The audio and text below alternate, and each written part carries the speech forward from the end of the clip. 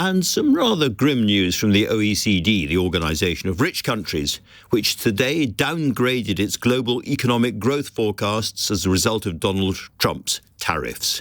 From our point of view in the UK, they have lowered the expected rate of GDP growth from 1.7% this year to 1.4% and down to 1.2% next year. Now, that's all pretty bleak for the Chancellor Rachel Reeves as she prepares for her big spending statement next week. Canada is even harder hit. Earlier on, I spoke to Pascal Lamy, the former head of the World Trade Organization and a former EU Trade Commissioner, and I began by asking him for an overview of where the world economy stands right now.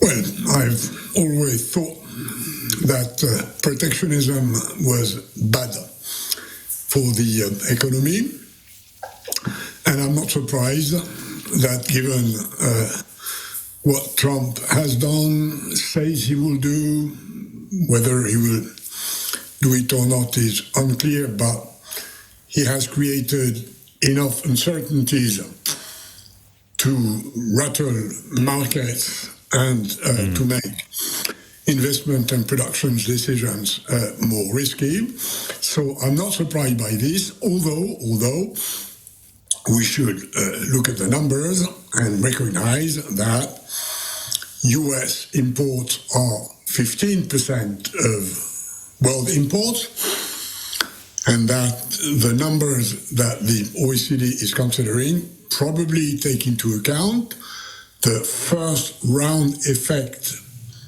of US tariffs on the US economy, and then the second round effect of dumping the US economy as a consequence for the world economy. And we know that given the importance of the US financial markets and of the dollar, you cannot, in a way, damage the US economy without somehow hurting the rest of the entire world economy. And the numbers are pretty frightening, certainly to someone talking to you from London, where our growth figures have been downgraded from 1.7% this year to 1.4% next year, and a really pathetic 1.2% the following year. So we are looking at very, very severe effects.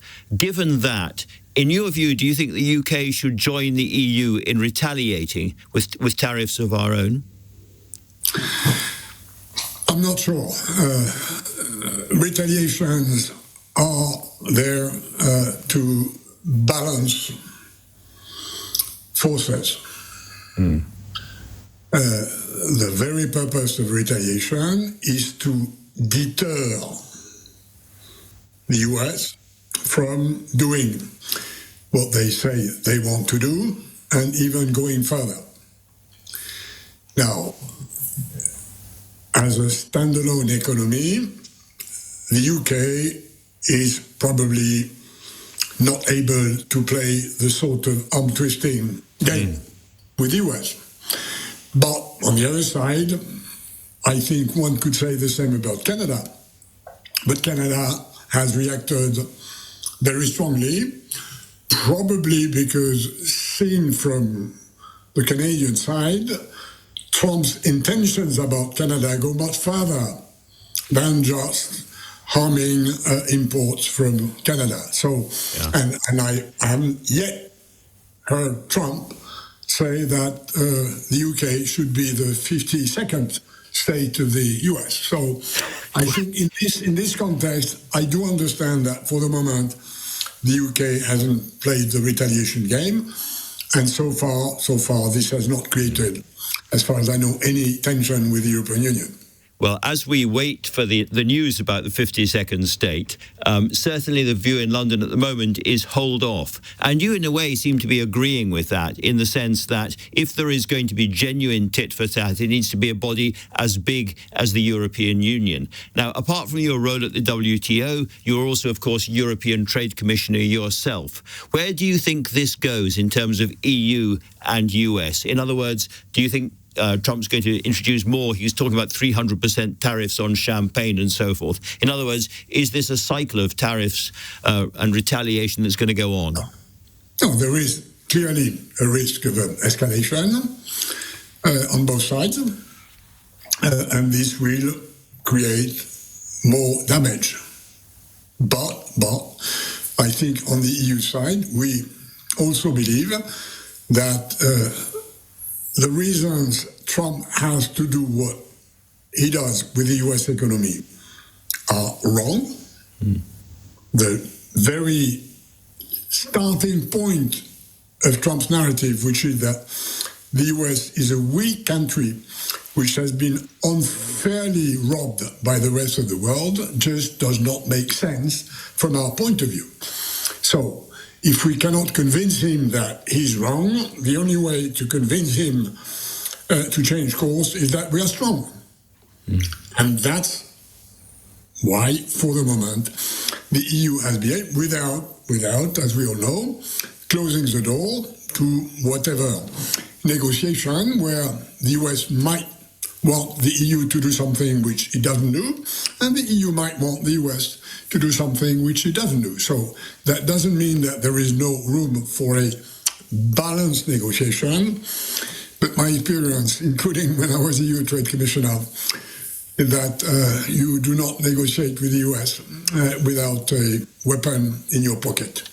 That's really interesting. So you were talking about Canada just a moment ago, where really the harshest aspects of this are being played out at the moment. Do you think there is any possibility of the EU, as it were, putting a trade protective arm around Canada and working with Canada in a way we haven't seen before?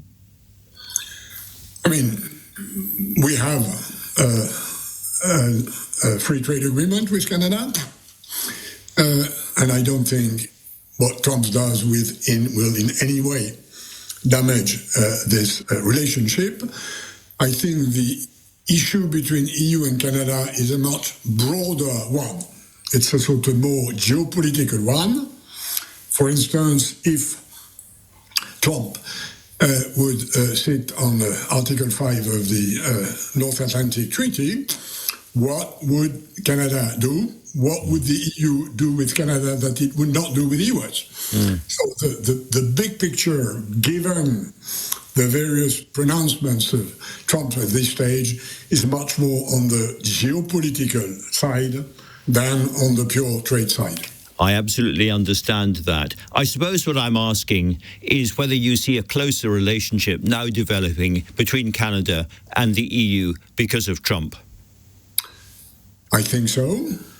I've always thought that if you look at this planet, a few countries could, without any big issue, join the European Union.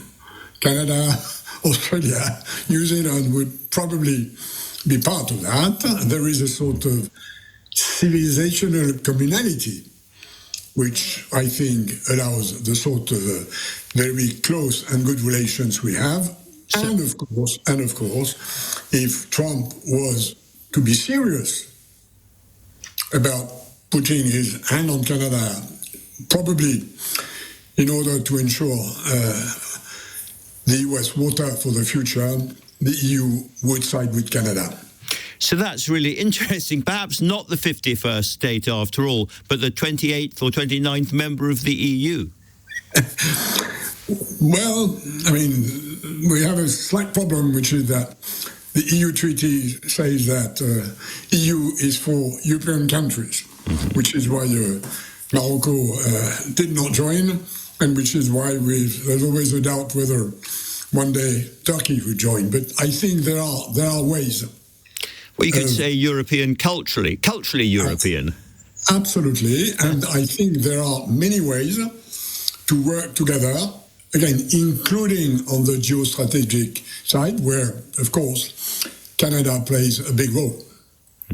You've said in the past, quite recently, that Britain can't choose both America and Europe in this situation, and that it makes a lot of sense for Britain to choose Europe, given the scale of our trade with Europe compared with our trade with America. Does that lead you to think that there is any way forward for Britain to renegotiate and come back into the single market or the customs union? Do you see that kind of dynamic beginning to play out? No, to be frank, no. Whatever we think about Brexit and where I am is well known by the UK side.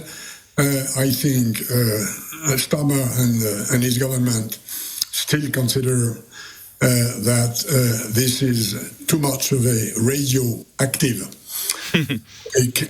to be raised in British politics. This being said,